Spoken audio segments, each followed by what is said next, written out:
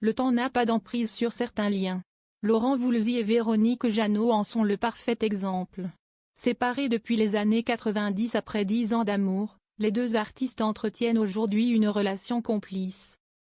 Nos sentiments sont bien au-delà, a récemment confié Laurent Voulzy au journal La Tribune dimanche. Cette déclaration intervient alors que Véronique Jeannot célèbre ses 68 ans ce mercredi 7 mai 2025. Une occasion pour le chanteur d'évoquer publiquement leur complicité, « J'ai ma vie et elle a la sienne. Nous nous sommes vus cet été avec chacun nos partenaires.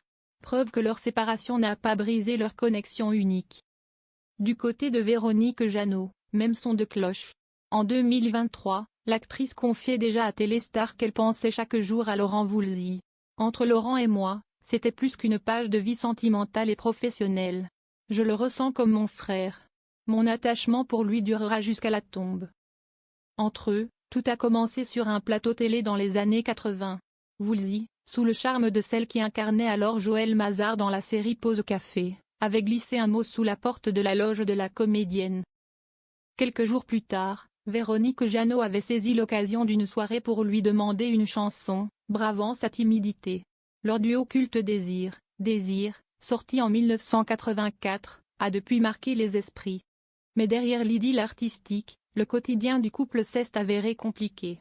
Véronique Jeannot a décrit Laurent Voulzy comme un éternel adolescent peu adapté à la vie de couple classique. Le talent donne beaucoup d'excuses.